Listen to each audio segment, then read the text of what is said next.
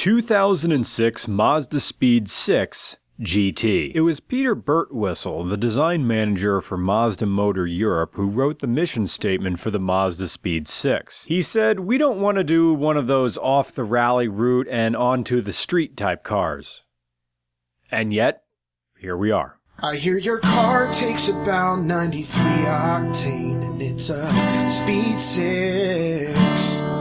And it costs $600 to replace the key, 'cause it's a Speed 6, they can suck my dick. In Europe, South Africa, and Australia, you know this car as the Mazda 6 MPS, but in North America, they write it as Mazdaspeed, all one word. So what do you want to call this? Is it a Mazda 6 that's been done up? Do I call it a Speed 6? I'm going to flip-flop between all these words because saying Mazdaspeed 6 every single time gets annoying. Anyway, this has a turbocharged direct injection 2.3-liter four-cylinder making 274 horsepower or 204 kilowatts at the crank. And what you're looking at is the Mazda G platform, which Ford owns the rights to. I mean, Ford and Mazda have always been buddy-buddy. Remember that Mazda pickup from the early 90s? You know, that was just a Ford Ranger. Everybody knows that. And the Mazda G platform, well, that's the same thing as the CD3 platform from Ford. Same thing, just different part numbers. And if this had a Ford badge,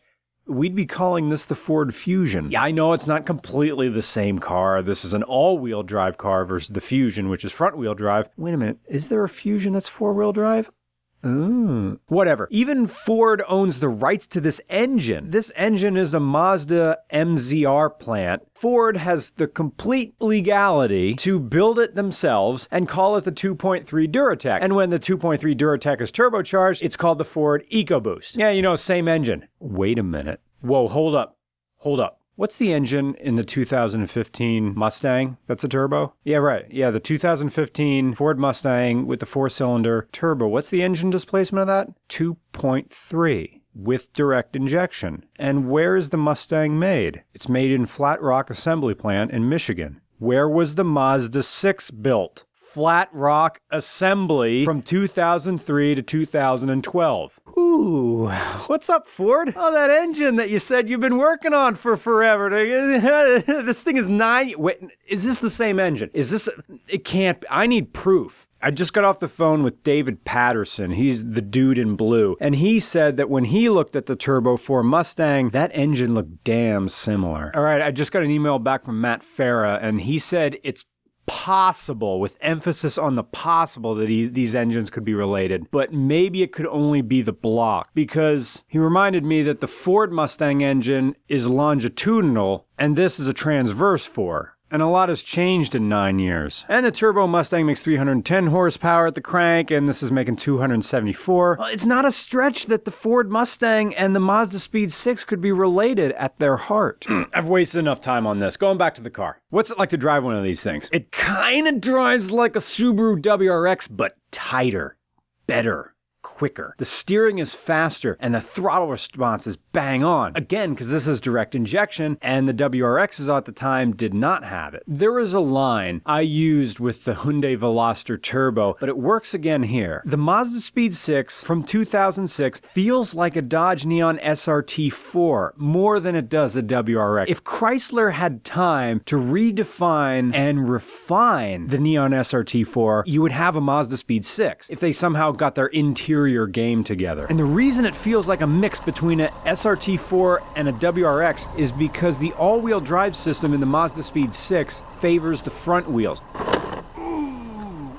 When you're just floating along, this is a front-wheel drive car. It's only when road conditions change, or if you stab on the throttle, does power go to the rear. But only 50% will go to the rear, not any more than that. It's a very unique feeling driving one of these things, because you get the front-end pull and the easy, low-speed stuff of a front-wheel drive car. But the second you bang on it, it really digs in with the rear, and that's that. Ooh, yeah. But and this has nothing to do with driving, if you lose your ignition key, it costs $600 $600 to replace. I'm not even kidding. $600 for a key. You can kiss my whole ass. If I'm spending $600 on a key, it better open the door guarding the Holy Grail or the skull of corruption. Another thing, this hood, really heavy. It's heavier than the loss of dignity. Like a model with naturals who gets implants to go from a double D to a triple F. And the back seats don't fold down at all. And there's just one speaker in the back because the real rear speakers are in the rear doors. There's a formlessness to the Speed 6, unlike the SRT4 or the WRX, which come with more bro baggage than a keg stand champion. The Speed 6 encourages you to personalize it and make it your own. It's the car for giving shape to restlessness, a car of perpetual consolation, offering reassurance that you can still have it your way. It's for the man who didn't get picked for guts as a kid, never getting a chance to take on the aggro crag haunts him to this day. Of course, for a car that's as open to modding culture, it's surprisingly quiet. It's so quiet, it's like driving a Prius or taking a soft Duke. So, of all the modifications the owner could have done to this car, what did he do? Well, he did a Cobb Access Port version 2 and a Stage 2 tune, making this car run strictly on 93 octane. It has a test pipe, which deletes the second catalytic converter. It has a JBR S2 intake, JBR Trilogy 88D engine mount, JBR shift plate and counterweight, an ultra gauge, which is this little display thing up there in the cubby in the center of the dash, and lastly, a CPE high-pressure fuel pump. And this is important because this is a direct injection engine from 2006. A little bit too much technology too fast. And what happens with the stock Speed 6 is that if you were in 6th gear on the highway and you mash the pedal down, go full throttle, and you hold it there, and if you hold it there for a minute, you're gonna fuel starve the engine. So if you own a Speed 6 and you want to drive it fun, that should be the first thing you do. Replace that fuel pump with a better one. The Speed 6's nature as a performance car allows the driver to resist having his identity sublimated by the connotations surrounding it. In the same way Hemingway fled to Paris to escape America's conspiracy against the individual, as he called it. The Mazdaspeed 6 is in constant flight from the accusation that it's a car of non-existent character and absent worth. But it makes you feel it, because when you drive one of these cars, everything vibrates like an episode of Dr. Katz. And the turbo isn't that large. It's meant to spool on low and mid revs, and that is great for highway pulling. Again, replace that fuel pump. To bring this to a close, the Mazdaspeed 6 doesn't deserve the flack it gets from consumers who prefer the Mitsubishi Lancer Evo or the Impreza WRX STI. Maybe it doesn't get from 0 to 60 in under 5 seconds, but it's an eminently drivable car just the same. I'm not 100% sure where this fits in the mid-size performance sedan market, but that's a blessing of being rootless. This car can fulfill whatever purpose you need it to fulfill. It can be that daily driver that you've always wanted that can be a joy on the weekends. A small family car or a college road trip warrior. There's nothing assuming about the Mazdaspeed 6 at all. Because now that the future of Mitsubishi is in question, the WRX doesn't have any natural all-wheel drive predators. Except for this.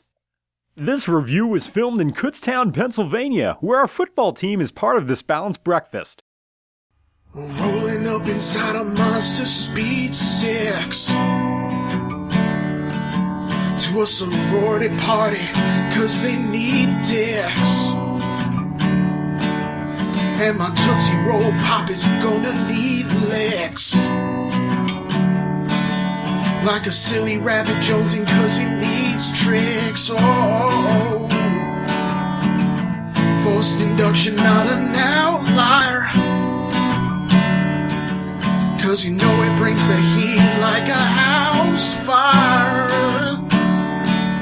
We may not be Robin Williams, but we sure know how to thrill 'em when we're done. Ain't nobody gonna doubt fire.